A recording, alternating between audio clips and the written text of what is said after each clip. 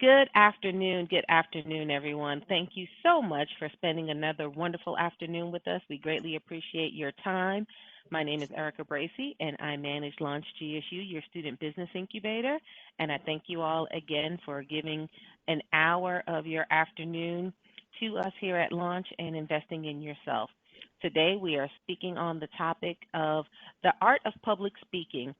While we all live in a virtual world right now, everything we do is on stage, on a Zoom stage, and often recorded to be replayed over and over again indefinitely.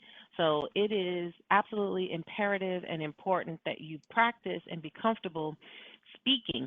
Oftentimes, you're just talking to yourself. Right now, I'm talking to this little black dot at the top of my computer, and while I know you are all out there. I can't see you nodding. So it's important that you build up your confidence and develop an art for public speaking. And we have a phenomenal presenter here today who is going to provide tips, tricks, and best practices in this arena. It is my absolute pleasure to introduce you to Professor Adolfo Prieto. Adolfo is a corporate America refugee, an educator, a consultant, and a serial entrepreneur. Adolfo has a broad base of business knowledge, including analytical skills combined with the ability to manage multiple projects simultaneously and a superior talent for communicating with all levels of business, clients, and staff, which is exactly how he earned the nickname the Swiss Army knife of entrepreneurs. He has proven effective skills in the areas of consulting, leadership, management, operations, P&L, recruitment and team building, training, and product service delivery, with a special emphasis on organizations, staff, and customer service. As I mentioned earlier, he's a serial entrepreneur, but also currently a professor here at Georgia State University with the Entrepreneurship and Innovation Institute.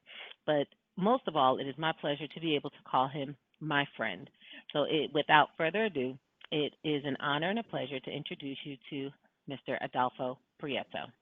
Well, thank you, Erica. Wow, what an introduction. But of all the things that you hit it right on the nail, I like the fact that you can call me my friend. That definitely hits right here. Well, welcome everyone. Thank you for joining us. I think this is one of the best courses or best workshops you can attend. I think every single one, including faculty, students, and anyone, it can always benefit from taking a class on the art of public speaking. So today I want to talk to you, and I had a brief opportunity to listen to one of the attendees talk about, excuse me, talk about some of the issues and some of the things that come up when he prepares for a presentation. So today I'm going to talk about some of the pitfalls, some of the things that would help you become a better speaker. And I will talk to you about doing it face to face as well as doing it on a virtual stage, which most of us are doing right now. So I'm going to start sharing screen, and I believe, please make sure that it's on, Erica. Can you confirm that we're on? Looks wonderful. Perfect, perfect. All right, guys. So you can see my ugly face on that, trying to make a smile and trying to be as presentable as possible. So the first thing we're going to talk about today is why are people afraid of public speaking?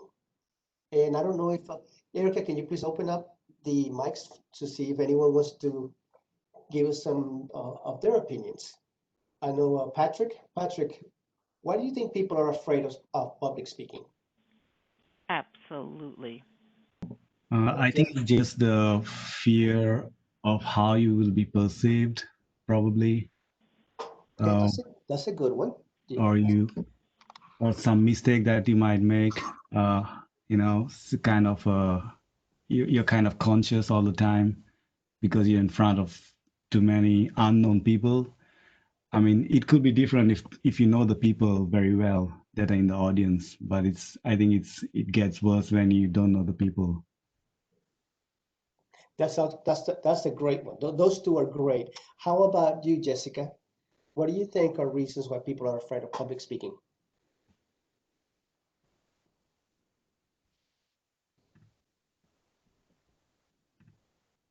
Trying to see if I can get Jessica up. Hold on.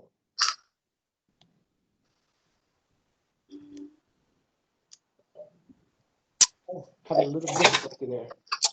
Hey, There you are, yeah, Jessica. yeah, sorry. Yeah, I agree with what he says. Also, I think like the fear of messing up or kind of like going on to what he just said, like people judging you for not being as articulate as you hoped. Yeah, absolutely. I mean, those are you guys actually hit on the most common ones. But I'm going to give you a list of a few more of the top reasons why people are afraid of public speaking, and I'm going to talk about them a little bit. The first one, like you guys mentioned, is making a mistake. Okay, it happens to everyone. And one of the things that I will tell you right now is that no presentation is ever perfect. No matter how much you practice, how much you rehearse, whether you stand in front of a mirror, whether you do it in front of friends, you spend hours, it will never be perfect. So please get that off your mind, and that will carry you, that by itself will help you become a better presenter, because we all want to be perfect. We don't want to be embarrassed. So being afraid of making a mistake is the number one reason that people are afraid of public speaking. The next one that usually comes up is forgetting what to say. Hmm. We all handle fear, stress, anxiety in different ways. So I hear it all the time from students. Professor, I had the presentation, I practiced for hours, and as soon as I got in front of the camera, or as soon as I got on stage, I forgot everything. Okay? That is okay. It happens. You have to face the reality that you are not a professional speaker. But at the same time, when you prepare, the more you prepare, the more you follow the tips that I'm going to give you in a few minutes, it will help you relax. It will help you get over that anxiety. Okay. Another one is being criticized by the audience. I think Patrick mentioned it. Sometimes it can be different when you do it in front of people that you know, and it could be easier. I find it sometimes harder when the people know me, or when I hear the students talk about it, because they know these people and they know that it's not going to be a mistake that people only see one time and you never see them again. It will be people that they see often, and they think they're going to be reminded of those mistakes over and over again. It happens a lot during presentations such as wedding speeches, when people do eulogies. In fact, I had to do a eulogy not too long ago, and it was very difficult because I knew a lot of the people in the audience. Okay, so don't worry so much of whether you know the people or whether you don't know them. The fact of the matter is, you're the only person that knows what you're talking about. You are the subject matter expert. So you know if you made a mistake, they don't. But if you emphasize the mistakes and if you fear making a mistake, chances are you're going to make more of them. Okay? Next one is the deer in the headlights syndrome. You know it, you're ready to go, you got it memorized, you know the subject frontwards and backwards, but then the lights go on and you just sit there and stare, do one of these, and you freeze. That's also very common. And again, it's something that you have to work by yourself. You have to tell yourself, don't freeze, it's okay. And again, I'll give you some tips on that. And by the way, guys, if you are there listening, if you want to make a comment, if you want to say something, by all means, either put it on the chat or be free to speak up. I like to make these presentations very interactive because this is for you. Next one is not knowing the answer to a question. Many times a presenter knows the information. They're able to get over the fact of the fear to get on stage. They're able to get over the fear of not knowing the material. But the biggest things that makes them completely panic is not being able to answer questions. Even though they know the material, they panic because they think that somebody's out to trip them, or that the way they communicate is not the right way to do it. So you got to find ways to overcome that. But don't fear. We'll get over this and I'll show you how to do it. How to overcome the fear of public speaking. I'm going to give you some tips. Again, you can't fix everything in one shot, but hopefully using these tips, you'll be able to become a better speaker. The first one is you got to know your topic. Many times when I'm in class, my first day of class, I ask my students to introduce themselves, and I tell them, you got to speak for 30 seconds. And you got to speak about yourself. If you don't know yourself, that's the problem. Okay, no one should know you better than yourself. Whether you are preparing for a presentation for a class, whether you are doing a speech, whether you are going to an interview, know the topic, do the research. There is no such thing as being over-prepared. Anticipate questions, anticipate every conversation that could possibly be held, especially if it's a two-way conversation. If you are presenting, make sure that you have everything that you need. There are too many people who think they can wing it. They say, oh, I'm a very open person. I'm very chatty. I talk a lot. And then when they start doing a presentation, they think that just because they know or they think they know everything, they can just spit it out. Okay? I've been doing this for years and years, and I still have to have an outline because I know so much about it that I get disorganized. I skip things. I don't follow my own outline. So even if you have the experience, it's good to have an outline. Be prepared to be organized. Some people are not. And again, you can't just get up and wing it. Okay? If you do, you better be really, really good. And most of us are not. Like I just mentioned, you have to be organized. Be organized. It's just like writing an essay. Have an introduction, have a body. Typically, depending on the time, you want to talk about 3 to 4 major topics. And it's no different than doing a 5-paragraph essay. You have an introduction, and hopefully that introduction will briefly touch on the topics that you're going to cover. And then you go one down the line, one by one. And at the end, make sure you have a conclusion. There was nothing worse than listening to someone talking at the end. They get to the end of the presentation and they don't know what else to say. So they go, that's it. I don't have anything else. Or they simply stop. Okay? Those are things that you have to think of it. Think of every presentation as writing an essay. If you get organized, you will do well. Just mention it again, outline. But here's the difference. There's an outline and a script, okay? The better prepared you are, the more natural you can be. Erica is a wonderful speaker, okay? I like to listen to her talk because she doesn't sound like she's reading anything. Many times she could be, but she's so natural at doing the script or the outline of the presentation that it just sounds like she's just talking to you. And that's where you want to get to.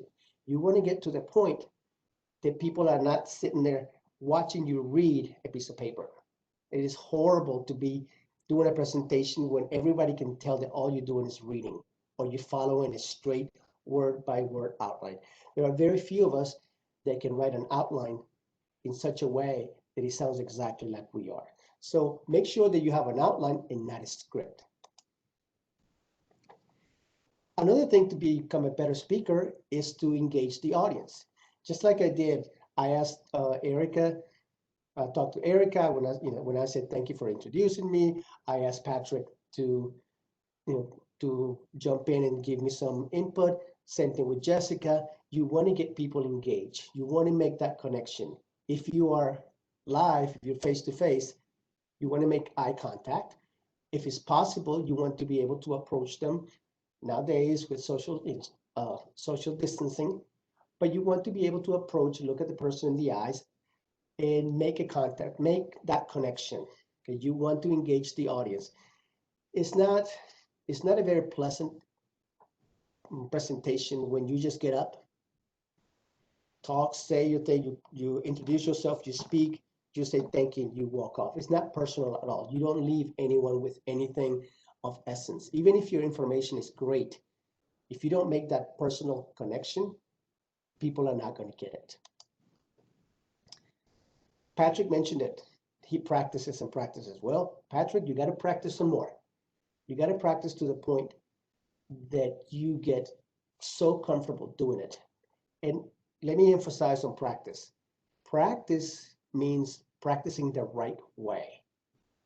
Practicing does not mean just stand in front of a mirror or just sit there and read it over and over and over again, because all you're doing is memorizing content. You're not memorizing, you're not preparing for a presentation.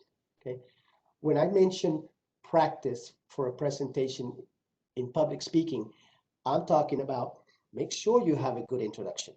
Make sure that you know your topic. Make sure that you remind yourself to make eye contact, to smile, okay, to have the outline ready. It's not just standing in front of a mirror, get a piece of paper and just read it over and over again. That's just memorizing. And memorizing is completely different than practicing for public speaking.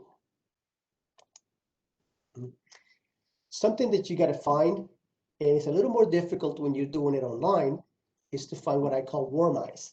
Warm eyes is just someone in the audience that you can connect with, someone that's going to smile at you, someone that you can feel as if you're talking one-on-one. I had to do presentations where I had 500-600 people in front of me. I've done presentations where I have 2 or 3 people. It's the same. One of those 2 people is going to smile at you. And if they're not smiling at you, make him smile.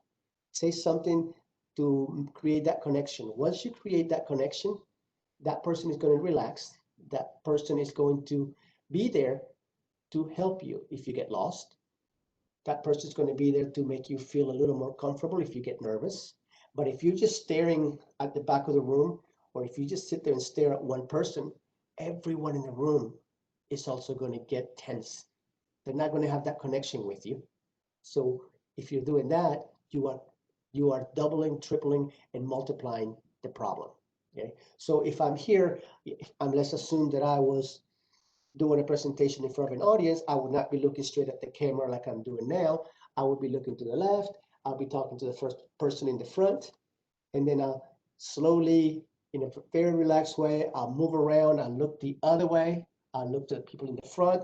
I will look to the people in the back, and I just go around the room and find several people that will smile, several people that will be nodding their head when I mention anything, because you're going to find those people. You're going to find the people that sit there and go, oh yeah, I agree, or yes, I can connect. You know, they turn their head. You can see in their body language some reaction. You're looking for those connections. So find the warm eyes, find someone that you can connect with, and that person will help you immensely to relax.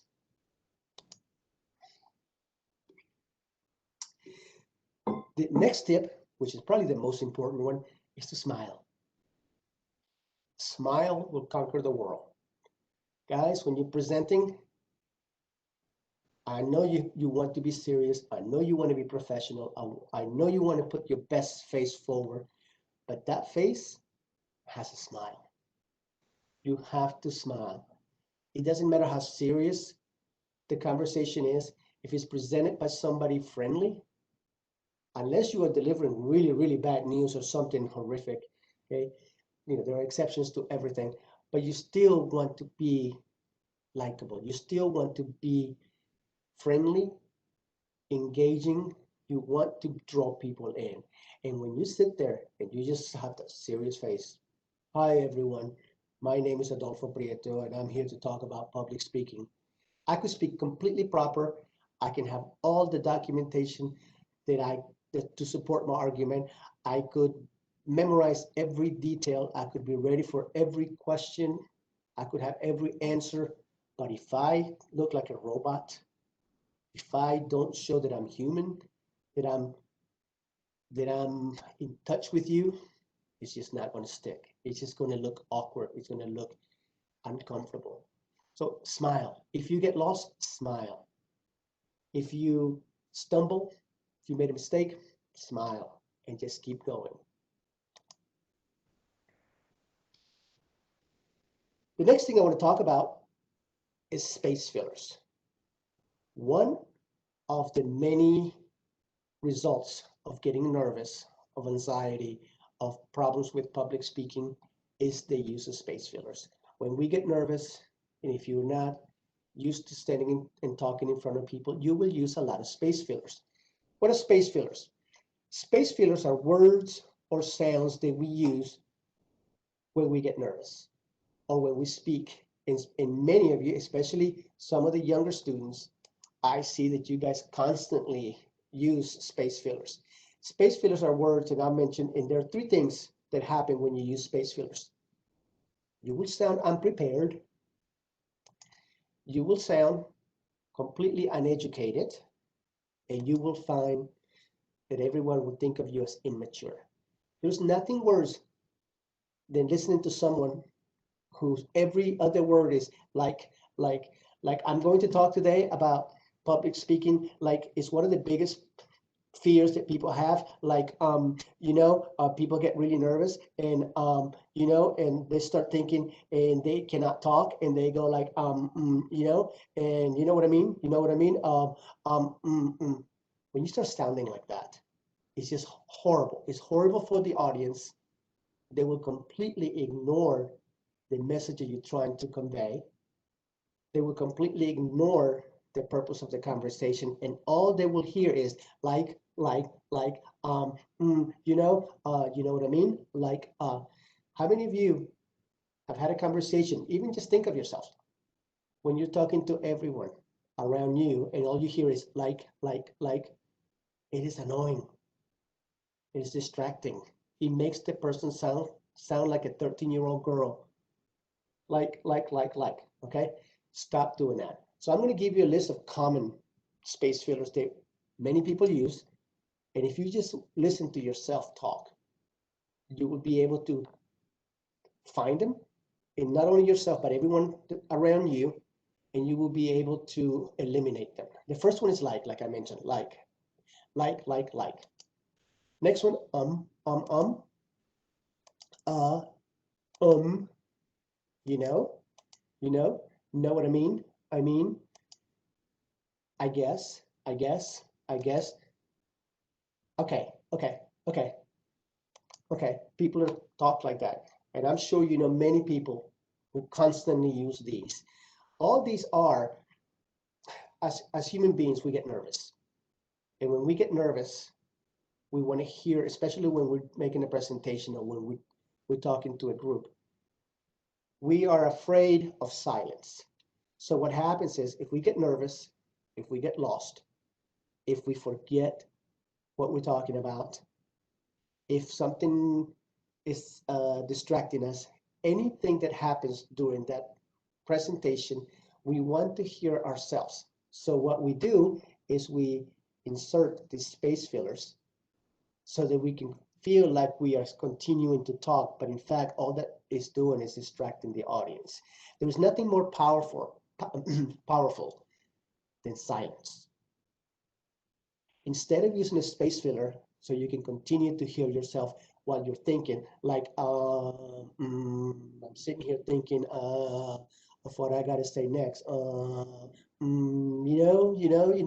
Like, okay, instead of doing that, if I really want to get your attention, this is what I'm going to do.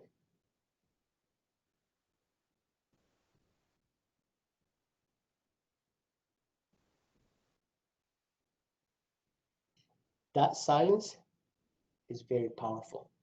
In fact, so powerful that it will make you uncomfortable. If I just sit here quietly staring at that camera and you're listening, it's uncomfortable for you because you don't know what's going on. You don't know what I'm saying. You don't know if you missed something, if you did something wrong. Silence is very powerful. So it's okay when you make a mistake, when you get lost in a presentation, when you want to make emphasis on anything, for you pause for a second, stop.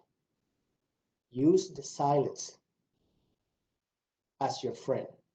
Don't think silence is your enemy. Don't think silence is out to get you. You don't have to sound, it's not a song where you constantly have to hear music and words. Silence is very powerful. Learn to use it. Okay. It's so funny you say that because I think the first time you did that, you know, listening to the presentation, I think I got distracted by something. But then when you got quiet, instantly, I sit up and look. Did I miss something? Exactly. Silence is a powerful tool. An incredibly powerful tool. So you have to learn to use it and use it to your advantage. You could be in a crowded room. If you're talking, people can't hear you. All you got to do is just stand there quietly And all of a sudden you realize how everybody all of a sudden gets quiet with you. Okay? It's just powerful. It really is. You just have to learn to play with it. Okay. So 3 things to remember. When you use space fillers, you sound unprepared, uneducated, and immature. Think of those things and please work on those. Next thing I want to talk about are words that you want to avoid when you do a presentation. And not just in presentations, I would almost say in everyday conversation when you're talking to anyone. One thing that I always like to emphasize to my students is, guys, you're in college. You are a year, maybe 2 years away with something. I teach junior and senior level courses. But even if you're just starting out, you are maybe 4 years away, probably less, from being in the real world. And many of you are already out in the real world. And what's going to make a difference is not so much that piece of paper that you get, which of course you will need. You will need that degree that says, bachelor's of whatever degree that you're getting. But more importantly, you need to stand out. Because remember, you're going to be competing for jobs, for opportunities where everyone has the same credentials as you. Chances are you're not going to get a degree to compete for a job where it only requires a high school diploma. Okay? And you're probably not going to be going after an opportunity that only requires an associate's degree. When you graduate from Georgia State, you will have a 4-year degree, you're going to have a bachelor's degree, and you are going to be going after positions and jobs and opportunities for people who have a bachelor's degree. So you basically, all you're doing is coming up to the next level where everybody is at that level. So what makes you stand out is the way you talk, the way you represent your brand, which is yourself, the way you can connect, whether you can speak, whether you can have a conversation one-on-one with a professional. And you can't say, oh, I will start doing that once I graduate. The way you speak, the way you present yourself, the way you carry yourself is not something that you turn on and off. It is a habit. It is something that you do. And if you're not doing it right, start working on it now. So when you graduate, you will already be there. I talk to many students who, honestly, it's almost an embarrassment to talk to them. And say, how can you be a junior or a senior in college and every other word that comes out of your mouth is like, or or How do you expect to come to a job interview and feel comfortable about a job interview when all your life you're using like, What do you think is going to be your default when you get right in front of a recruiter, when you get right in front of a hiring manager? You're going to be nervous. It's going to be your first or second time doing this. There's going to be a lot of anxiety. You're going to be concerned about the competition. All kinds of things are going to come to your mind. And you're not going to have time to say, oh, okay, this is the one time that I'm going to stop saying like. Okay? You better have all those habits kicked to the curb before you get to that point. So the sooner you start to speak properly, the better you're going to be. That's how you're going to really stand out against other people your age who don't do it. So here's some of the words that you need to avoid in regular conversation or presentations. You should avoid using percentages. You should avoid talking and saying, oh, well, I'm 80% sure of something. Because when you do that, especially if you are in a situation where you're having a discussion or when you're having some kind of argument, how can you measure 80%? Unless you are sharing information with sources, okay? Do not throw out numbers. Do not throw out percentages. Oh, I am 95% sure. Really? So what gives you that 5%? And how do you measure? I don't know if you guys have taken a debate class, but one of the first things that you learn when you're learning to debate is not so much to have the right argument, but it's more about being able to let's say destroy or tear to pieces the argument of the other person. So if I'm saying 95%, I'm going to open a business and I'm going to reach 95% of the the student body at Georgia State. If you say that to me, I'm immediately going to tell you, well, tell me what the population is, the student body population. And then I'll immediately come back and say, okay, you're going to reach 95%. Tell me the numbers.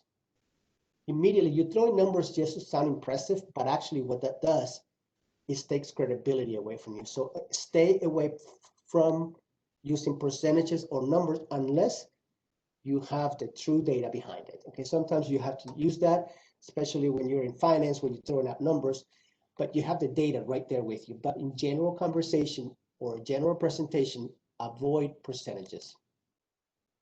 Okay. You also want to avoid absolute words. Absolute words, and I'll give you some examples of them.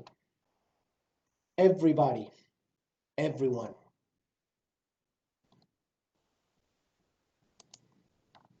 No one, nobody. Always. Never. Oops, sorry. Okay. These words, when you use these words, absolute words, all you're doing is giving the person listening to you an opportunity to tear to pieces your argument or the point that you're making. When you say, well, everyone hates the way government is right now.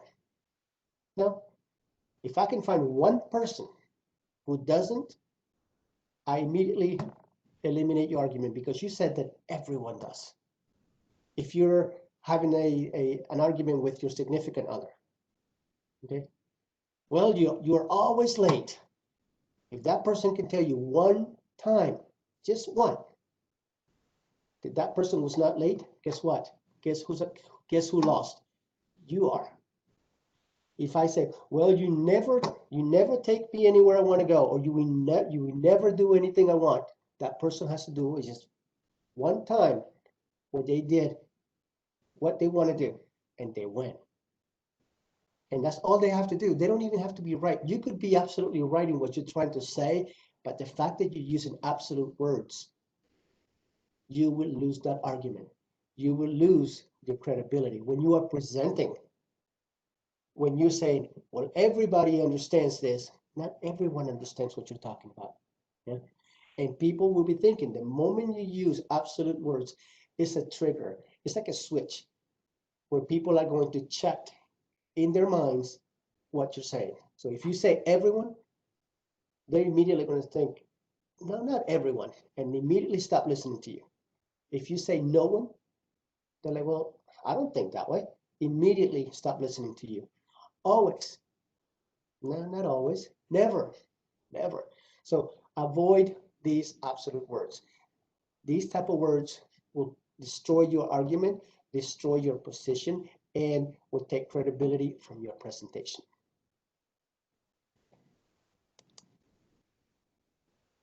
All right, now I'm going to give you some of the tips. I gave you some of the things that we do that are not so good. I gave you some of the space fillers that we constantly use.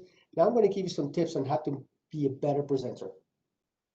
Some mechanical things, some things that you can do to make you better right off the bat. These are things that you guys can apply as soon as we get off this presentation, and even when I ask you questions at the end. Number one, smile. Be pleasant. Be friendly. Now, you don't have to have that fake smile, like that. If it's not you, don't. But a nice, friendly smile. Okay? And most of you, I haven't met anyone who can't smile. Just think of something pleasant, think of something nice, and you will have a smile. Make eye contact. We talked about that already. Even when you're on camera, okay? Make eye contact. Sometimes it's difficult, especially when you have laptops and you just have to stare down. Make your setting. You always want to have the camera at least at eye level. Okay? Preferably, you want to have it a little bit higher than you want to have it around your forehead, if you can do it. If you're in a place where you can't do it, well, that's okay. But always try to have it elevated. You never want to have your camera below you. That's one thing you want to avoid. Okay? And I see that all the time. But make eye contact. Make eye contact with the camera. If that's what you have to do, just look straight, but don't stare, which are two different things. If I'm doing this, that's uncomfortable. It's uncomfortable for you and uncomfortable for me. Okay? Stand back, blink, again, pretend you are in a crowded room, pretend people are in front of you. You don't have to stare at the camera. You can look a little to the right, a little to the left, and it makes it more human. It makes it more friendly. And Adolfo, with eye contact, I'd like to throw something out in there. Sometimes when it's just two people on the presentation, you find yourself staring at the other person's picture, looking at them. But then that's not eye contact with the person. If you want to put my video on. So again, you and I talked about we've got these three screens so we can keep everything going. So, your screen looking at you would be looking over here. And Right. obviously I'm not giving you my attention. There are times when it might require not looking at the person that you're talking to, but looking at the camera so that they feel like you're looking at them. Absolutely. Great They're program. looking at them. So be Right. aware of that. Yeah, and we are so, I mean, it's just human nature. When we see the person in the screen, we want to look at them. Okay. I got you on a couple of screens right here, and I got you on one side, I got presentation another, I got me in one frame, and I got you somewhere else. And the moment I see you, I want to look at you. Like right now, I'm I'm looking at you. Okay? Right, but then you're Yeah, not looking at but us. I'm not looking at you. Exactly. So again, that's a great point. And I'm going to talk a little bit about how to present in front of a camera in a virtual world in a minute. So great point, Erica. Thank you. The other thing is, and this is not for everyone, but you have to recognize your strengths. And I don't like to call them weaknesses. I like to call them areas of development. Okay? By nature, I speak fast. I mean, I'm always going 100 miles an hour. I don't need Red Bull or 5 Hour Energy or coffee to get me wired up. I'm going 100 miles an hour all the time. But when I'm doing a presentation, I have to make sure that I slow it down, okay? Because I get carried away, especially if I'm very passionate about it. The Latin in me comes out. I just want to go at it and I just want to make it a point. But you have to make sure that you know your personal pace. Some people are very slow talkers.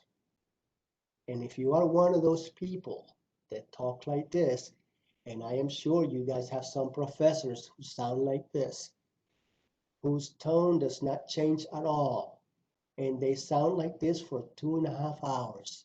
And oh my God, that is horrible. You cannot relate to something like that. So, guys, make sure that you change your tone, you speed it up a little, you slow it down. You got to understand who you are. Record yourself. Get in front of a mirror, watch yourself, get in front of your phone, record it. If you are a fast talker, your friends can tell you, your family can tell you, anyone that knows you, ask, am I a fast talker? Am I a slow talker? Am I monotone? If you are, they'll tell you. And all you got to do is work on that. If you're a slow talker when you are presenting, make sure you speed it up a little, get to the point. If you are a very fast talker, make sure that you slow it down. Now, you don't have to change who you are, but you do have to adjust to being a good presenter. You got to make sure that you slow it down. And I don't know if you noticed, but a couple of times during this presentation, I slow it down, I stop, because I'm making it a point that you stay engaged. And just by the speed or the tone that I'm using, I will basically control what's going on. And I will control you on the other end, even though you can't see me, you're not face to face. Next one, like I said, change your tone. If you're monotone, guys, know that you are. And there's nothing wrong. We are who we are. Accept who you are.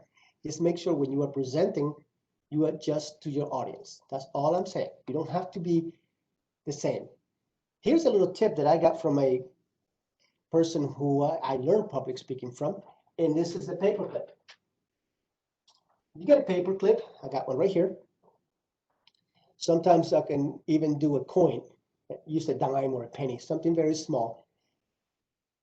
You get nervous. I don't get nervous, but a lot of people do get nervous when they start doing a presentation. We need to channel that energy somewhere. Psychologically proven. If you squeeze and you're going to get tense, but you got to release that. So grab something in your hand, something very small, paper clip, a dime, a penny, something that you can kind of hide between your thumb and your index finger, okay? And squeeze. If you get nervous, you squeeze that. And you can start, almost like if you're pumping it, and your nervous energy will channel that way. And you will be able to relax. You will look like you're relaxed. It would also hold your hands. I am notorious for speaking with my hands. I'm constantly moving my hands. Now, not to say, some people tell you, you got to stand straight, hands down, hold on to the podium. That's not normal. You got to be who you are. So you grab something like this, very small, and especially if you're doing it online, no one has to know what you got in your hand. Now, I do warn you, you do not want to have a pen, because when we grab a pen, we start doing this. Or we start moving it, we start shaking it, moving it from hand to hand, and that's very distracting. If I start doing this, you will stop listening to me and you will be paying attention to whatever it is that I'm doing with my hand and the pen. So this is something too big. Just grab a paper clip. I'm sure all of you can get a paper clip, keep one in your pocket, or keep a penny. And whenever you have to get up in front of a group, or whenever you have to get online, just grab it and squeeze. If you get nervous, squeeze, squeeze, and it will help you relax. Be yourselves. Too many people try to make you something that you're not. No one can stand up here and tell you, well, Patrick or Jessica, to be a good presenter, you got to sound just like me, or you got to do this, this, and that. If they are changing who you are, you will never be comfortable. You got to be relaxed. If you are a very friendly, amicable person, very open, continue to be that, but just be organized, speak properly, change your speed, change your tone, use silence in your way. I'm one of those presenters or professors. I do not like to stand in front of a computer and just lecture. I like to walk around the classroom. That's my style. Some people will tell you, oh, you don't want to move. Well, that's not me. In fact, when I have to stand behind something for too long, even when I'm there, I move. I move around because that's just my style. Some people actually need that podium in front of them to give them a sense of security. That's okay. Just make sure that you know who you are. If you're friendly, be friendly. If you're a little more serious, it's okay to be serious, but continue to smile. If you like to tell jokes, it's okay to tell a joke. But now, don't try to tell jokes if you're not a person who normally tells jokes, because it may sound kind of awkward. You may not be used to telling jokes. Okay? Make sure that you have, if you are going to tell a joke, that is a joke that is reasonable, that is clean, that it will be well understood by everyone. Okay? Make sure that you adjust to your audience. I have a question. Yes, sir. So some people say like, Okay, you said like, you see that? yeah. So So some people say, yeah, is it a good idea to like to have somebody as your idol, to adopt somebody's style? For example, I've seen some videos on YouTube saying that you need to pick someone whom you feel closer to your style. Maybe say like Obama or maybe Steve Jobs, or there are so many people out there and whom you relate to more and try to imitate them. Is that a good idea, or is just Eric, Patrick, that's a great question. And here's what I'll tell you. I think those are people that you can admire. I mean, I think President Obama is one of the most wonderful speakers I've ever heard, but he's got it. I mean, he's got this aura, he's yeah, got this persona. The man could sit there and read a manual and you'll be interested. You'll sit there and just be in awe by the way he delivers. Okay? But we are not all the same. Okay? His style is completely different mhm, than maybe yours. Okay, you may admire him and you may be able to pick up tips on the things that he does, but don't try to emulate them, because ultimately, if you are not them, it's yeah, never going to be you. I don't know if you right. follow me. Just be yourself. Learn from what they do. Okay, like President Obama is one. He never just stands still. He turns, he moves, he uses silence incredibly well. He pauses, he jokes. Okay, all the things that I'm telling you, he incorporates all those aspects into his presentations, but he never stops being himself. Okay, if you see who he is, if you heard him speak as one of the best speeches that I remember recently of him was the eulogy of Senator McCain. Okay, even though he was doing a eulogy, he was funny, he was engaging, he made it feel like he was talking to you one on one, and he was himself. Now, if you have seen President Obama on a regular basis, you could tell that the person giving the eulogy was the same person. He didn't change his style very Mhm. much. Okay, he Yeah. was being himself. So my answer to you is, Patrick, if you are very similar to President Obama in your personality, fine. Try to get as much as you can for him. But if your personality is not like him, don't try to be him because it's not going to work. You're not going to feel comfortable doing it. I completely agree with you on that because the most of the time I found difficult to speak during the presentation is when I'm trying to like act in a different way or trying to be too formal and not be myself. Mhm. And that's exactly when I found it difficult to deliver what I actually practiced before. See, for example, I can tell you have a great voice. You articulate it incredibly well. You sound like a very friendly young man. Be that guy when you're presenting. Don't try to be President Obama. Don't try to be me. Don't try to be Erica. Just be you, but in a structured way. Okay. You will definitely get a lot more results, much better results, and you will get a lot more feedback from your audience if you are yourself. Okay. Yeah, thank you. All right. So great questions, great questions. All right, now I want to talk about some of the things that happen during public speaking, public speaking when we are online, like we are right now. If you're on a desktop or a laptop and you see this, guys, tell me, and I'm going to look away from you, but I want you to look at the images that I have on the screen right now. Tell me what's wrong with all these, if you can. What do you see? I mean, so What's one wrong with the person is picture? What's, smiling. what's wrong with the picture on the top left, for example? I'll walk you through it. It's in a dark light. Dark light. Yep, yep, yep. What about the person right below him? He looks worried or something. He's looking down. He's not looking up. Yeah, his camera is low. Yeah, Yeah. he's looking down. Okay. Do I have to say much about the person to his right? What is the person No. doing? Okay. People can see you guys. You are in front of a camera. Okay. What about the person in the bottom left?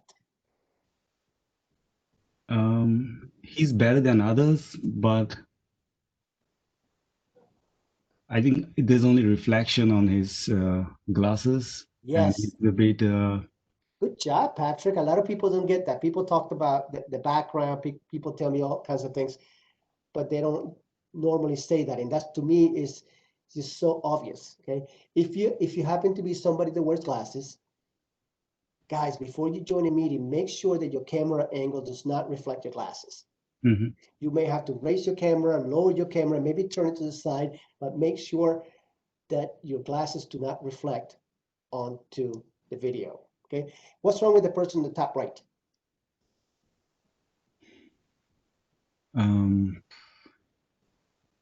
She's also looking a bit down, and she's kind of leaned on the wall, I think. Yeah, it almost looks like a mugshot. Okay, she's Yeah. standing. Her back is right against the wall, a blank wall. Okay, you don't want to do that.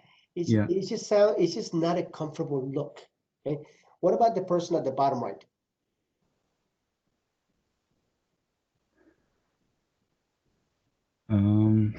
She's not clearly. Her whole face is not in the Yeah, picture. she's a little too close to the camera. You Yeah. can see her head, so it's like right now I'm in a position that you can see me from the chest up, maybe a little a little lower little higher, but you can see where I am. There's a little bit of space above me. But if I start getting this close, Yeah. is this not uncomfortable? Yeah, it is. It is uncomfortable. Yeah. You know, we all have here in America, yes, Miss Erica, just like that. When we get really close, it gets really uncomfortable for people. So here in America, in our culture, we have basically our personal space is arm length. Okay. So Mhm. you want to be arm length from your camera, because even though we are on a virtual presentation, we still have that personal space that we want to keep. Yeah. Some people don't get that. So you see people doing that, or you see people standing up high, looking down at the camera. You don't want to be people, you don't want to have people looking up your nose. Okay. So you don't want the camera below you. You don't want it up on top of you. Okay. But again, you want to be eye level. You want to have the camera kind of pointing at your forehead. That's the ideal location. And you want to be somewhere around arm length. And right now I'm reaching and I'm not quite touching my camera. Okay. So you want to maintain that distance. Again, you don't want to be too close or too far away from it. Okay. So like I said, some of the other tips that I want you to make sure you always do, whether you're doing a presentation in person or you're doing it online, is to please test your audio, your video and sound, whether it's WebEx or Zoom or uh, Google Meetings, whatever platform you're using. Test to make sure people can hear you. There's nothing worse when you are about to present than you sit there and start going, hello, can you hear me? Or you start talking and people can't hear you. It's okay in an informal setting, but still you always want to make sure that you can test that ahead of time if possible. Okay? You want to sit up straight, and I prefer to stand up. Today I'm sitting because I'm in my office doesn't have a lot of space, but a lot of times I like to do my presentations in a conference room where I can actually walk around. Okay? When you walk around, if you're sitting up, it gives you more presence. If you are the one presenting, look at the difference. I'm sitting up straight, but if I start doing this, if I'm way down here and I'm just kind of turning over, whatever I'm talking about loses credibility. Okay, so sit up straight. You don't want your shoulders down. Okay, you don't want to look like you're bummed out, like you don't want to be there, even if it's doing the 5 minutes or 30 minutes or an hour. Okay, you know, what's the old saying? Fake it till you make it. Okay, if you don't feel well, fake it. Okay, get your shoulders up, head up, look into the camera, be confident. Next tip, like I already talked about, place the camera eye level or a little higher. Don't stare into the camera. You don't have to open up your eyes. You don't have to be that deer staring at lights. Normal. Just imagine that's the person. Okay. If you feel uncomfortable looking straight at the camera, look slightly above it or look slightly below it. It's no different than when you are talking to someone. If you cannot look at someone in the eyes, look at their forehead, look at their nose. They won't know whether you're looking at them or not. Okay. It's just a way to make yourself comfortable. The next one is to watch your setting and background. When you're doing a virtual meeting, and I see it a lot, where people are, you know, their background is a bathroom. Okay, people don't want to see a toilet. Okay, people don't want to see dirty dishes. If you're not the neatest person, if you're in your room, okay, we don't want to see how messy you are. Clean it up. Okay, make sure if you have a window behind you that the light is okay. You should have plenty of light in front of you pointing towards you. You don't want it all behind you because then it looks like the person on the top left. Okay, so make sure that the setting is right. Make sure your background works for you. Okay, Or a that's virtual background. I'm sorry. Or a virtual background. Or a virtual background. I prefer to stay away from those because unless you have the right equipment, if you move, Yeah. you It start kind looking of like you're blurs. suffering. Yeah, Blurs. Yeah, yeah. yeah. So yeah, if possible, avoid those and have a natural background. Okay, and dress appropriately. I see it. Goodness, I see it in my classes. I see students that show up dressing, or sometimes not even dressing. Very, you have to dress appropriately. Okay, just because you are at home, it doesn't mean that everyone in that conference room, in that conference or video conference, should be looking at you in your underwear or barefoot or laying down in your bed, things like that. Dress appropriately. If you think you may have to stand up, make sure you wear something appropriate from the waist down. Way too many times you see people, and you see videos and funny things about it, where people are dressed up from the chest, from the waist up, and they're wearing underwear, or they're wearing no pants or shorts, and it looks kind of funny in a professional environment. So just be aware and be prepared for the unexpected. All right, here's my favorite part: questions, Q&A. Any questions that you have right now? Any So comments that you would like to make? I just wanted to touch upon what you discussed before, like avoiding percentages and the absolute words. Okay. So I think it's something that we need to practice in daily life. I think it's very difficult to just do that in presentation, right? Because if you have a habit of using those words frequently in your regular conversation, I think when you're even, no matter how much you're prepared in the presentation, especially when you are like in a situation where you forget things, you wouldn't even realize that you use those words. Right. So And that's what will be a tip to practice those, to put that into practice in daily life so that you can avoid it in the presentation as well? okay. Number one thing to do is to start listening for the people around you. Yeah. Listen to everyone that speak, whether it's me, Miss Erica, yourself, anyone that you know. Every time you hear one of those words, I want you to notice it. I want you to say, "Oh, that's one of them. I heard it like." Or now there are times that you have to use the word like, but anytime you hear a word used as a space filler or a sound, because sometimes they're not even words, they're just sounds. Every time you hear one, I want you to become aware of it. Now, I will warn you, it will drive you crazy the first few days, because you are going to hear, "Oh my God, everybody, nobody speaks," and you'll be walking around in a hallway or whatever you are, even watching TV, and you will hear Okay, you have to become aware how bad that sounds, so that you can implement it in yourself and avoid those words. Okay? If you just try to do it on your own, it will work. But I find it easier if you learn to hear those words or sounds on other people, and at the same time correct yourself as you do it. Like when I was talking to you, when I asked a question and you said something, and I said to you, you used the word like. Okay, I was bringing it to your attention so that you can catch yourself doing it. Oh yeah. Okay? And see, and now I bet you that if I ask you to say something, just make a comment, you will be very aware of not using those. And if you use one, you will catch it right away.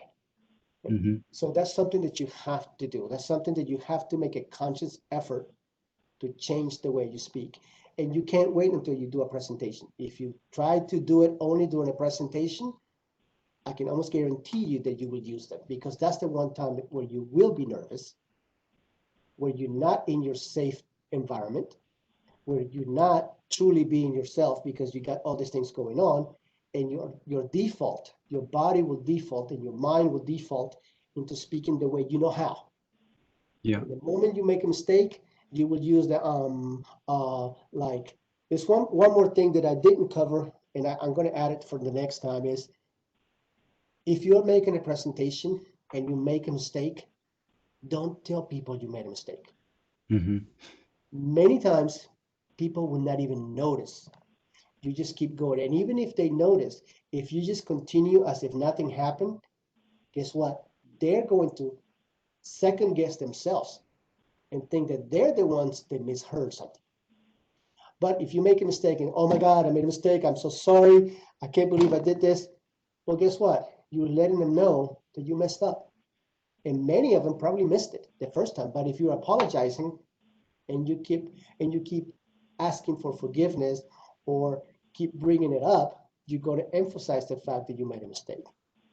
And I'll throw something out there, Adolfo. Yes, yes, ma'am. I tell people up front, normally when I'm introducing myself or I'm doing a presentation, I'll tell people up front, I don't have all the answers. I don't claim to be the all knowing. I'll Mhm. throw that out there up front.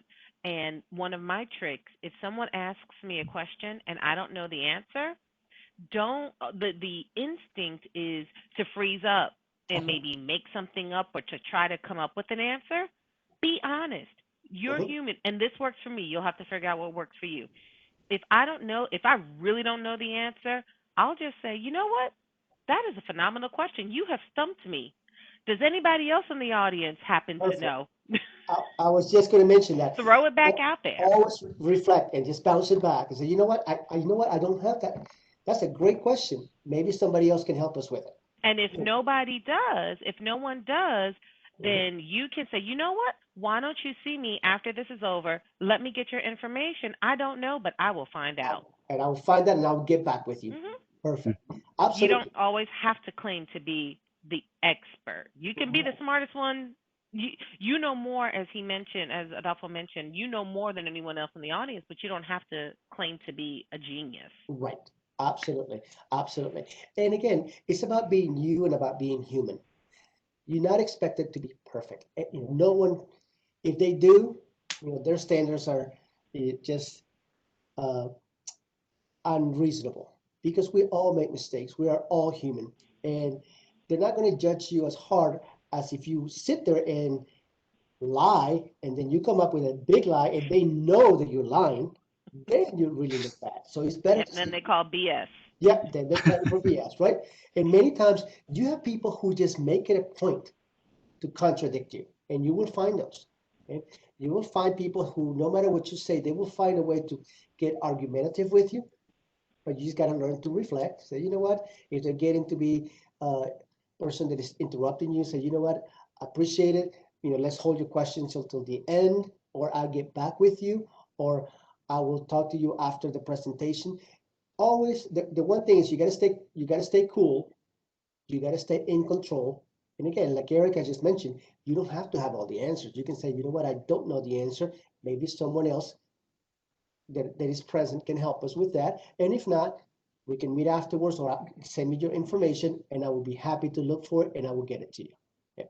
What you don't want to get is into this one-on-one, confrontation to see who's smarter. And you will find those people. I mean, it's Yeah. just going to happen, but it's just how you control. Sometimes these people are just asking questions just for the heck of it, just to see if you stay cool. That's all. Okay. So just make sure that you're calm, relaxed, you're under control, and you manage it because they're just testing whether you can manage the situation more so than the actual question. Yeah. Okay. So, are there any tips like how you can practice this at home or like some clubs where you can go and practice public speaking? One of them, okay, one is I would tell you to do presentations, read anything like poetry is great. Okay. Mhm. If you like poetry or if you just read anything short, do it in front of a mirror, record yourself. Okay. Okay. And then play it back. I'll warn you, it's uncomfortable to see yourself the first few times. Yeah. People don't enjoy seeing themselves. But watch yourself. Try to be critical, but not malicious with yourself. Okay. Don't be that person that is just going to destroy. Always look for something good that you did and something that you can improve. Like I said earlier, I don't believe in strengths and weaknesses. I believe in strengths and areas of development. Okay. So find something that you did well and congratulate yourself. Tell yourself, hey, you know what? That was good. I like this. And then something that you didn't do quite as well, key on it, but looking at it as a way, as something to improve, as opposed to saying this is a weakness. Because if you say you're a weakness psychologically, you're making it something weak. Okay. Mm-hmm. You don't want to be negative towards yourself. You just have to say, you know what? This was not, I was saying I was too loud, or I didn't speak loud enough, or I used too many space fillers. And you can actually, I want you, when you record yourself, I want you to count how many space fillers you use, which ones, and how many. Mm-hmm. And then that way you can work on eliminating those. And every day you try to, one trick that I use that maybe it's not even very politically correct to use now is to get a rubber band. You put a rubber band in your hand, and every time you use a space filler, you pull on that rubber band and you snap yourself. And we don't like pain. Eventually you go, oh, ouch, that hurts. And it's like a reminder not to do it. Okay. So that's something that I learned that way, to use that rubber band. And every time, and people say, what are you doing? I say, yeah, every time I use a space filler, I pop it and just pull and pop it. And you remind yourself. And before you know it, you will eliminate those and it will drive you crazy when people do. So Mhm. those are tips that I strongly recommend for you to use. And again, being yourself. Don't try to be President Obama. Be Patrick. Yeah. Be who you are. And people are going to recognize Patrick. They're not going to say, oh my God, President Obama was giving a presentation, because you're not President Obama. Okay. Yeah. Be yourself. And that's the person you want people to like anyway. Mhm. Yeah. Thank you for the tips. Yeah, you're welcome. Any more questions? Um, yeah, I have a quick question. Do you have any resources like books or YouTube videos that you recommend to help my public speaking skills? I don't know any of the top, but I can tell you one. I don't, Erica, do you know if we have a chapter of Toastmasters at Georgia State? We do not. There was a student last semester, actually in the beginning of spring, who talked about wanting to champion That's right. Toastmasters, and I was willing to go ahead and fund it, but then COVID hit and everything went out the window. And I have not taken a look to see what Toastmasters has done virtually. I would bet that they probably have some sort of virtual platform. Mhm, But mhm. yeah, I'm glad you brought that up, Adolfo. Toastmasters is the public speaking forum. And as he mentioned, there are chapters all over Metro Atlanta. You would just want to find one that's convenient for you. And I would definitely encourage you to go see if they're doing anything online right now. Or, you know what, I always say that opportunities are everywhere. We just have to look for them. Okay. So Jessica, if you can't find any, start one. Okay. You know, I right here is being recorded. Erica, if you want to do something with that, if you want to start, not necessarily Toastmasters because you got a license and you got to go through all kinds of stuff, but I used to do something very similar to Toastmasters. If you can't find anything, Erica, if you have enough students who want to do it, I'd be more than happy to help out with that. And you Okay. know me, I never say no to stuff like this. So, uh, Jessica, Patrick, if you guys want to do something like that, if you want to start a public speaking club, go ahead and do it. That works. That's the kind of stuff that you guys should really get into, because it will help you not only personally, you're helping your Hmm. peers, and guess what? It helps you on your resume. Yeah. So that's the kind of stuff that Absolutely. people want to see. So, Erica, you know where to find me. Okay. Absolutely. Jessica and Patrick, you guys let me know. Well, Jessica's a member at launch. Okay. Patrick, I will put my email in the chat for you. And yes, if you guys can get 10 students that would make a commitment That's the thing. to Commit. do this, the commitment is the Mhm. is the key.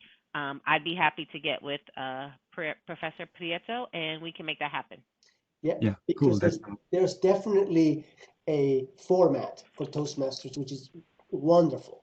And it will help you do all kinds of different presentations, all kinds of different settings where you can do an argumentative presentation, where you can do a persuasive presentation, where you can do an introductory presentation. And there's just different ways to do it where you can analyze body language, space fillers, technique, everything. So you actually break it into the group and everybody analyzes different parts of the presentation and everyone gives feedback. And that's how you become better speakers. yeah. So Erica, well, this is as far as my train rides today. This is my last stop for the evening. So guys, Jessica and Patrick and everyone else that's listening, I hope this really helped you. These are very practical uh, pointers that I can give you about public speaking.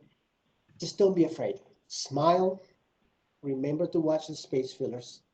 Remember to be yourselves and trust what you know. Be yourselves. And the more you practice, the better you're going to get. So Again, Erica, thank you very much for having me here. Thank you so much. We appreciate it. And again, Jessica and Patrick, thank you guys both for your time. Um, if you would like additional information, again, just let me know. Please keep an eye on the Launch GSU calendar for our upcoming events. We have Understanding the Basics of Trademark on Friday. So hopefully you will consider joining us for that. Again, thank you so much. I hope everyone has a wonderful, safe evening. Stay safe, mask up. Let me know Yeah. if I can be of any further assistance. And vote. And Vote, vote. vote, That's what I vote. was going to say. You took my line. Vote. Vote. Vote. Okay, guys. Yeah. Thank you. All Thank right. you, Adolfo. Thank Thank you you, guys. Erica. Take Take care. care. Thank Bye bye. you. Thank Have a you. good evening. Bye Thank bye. you.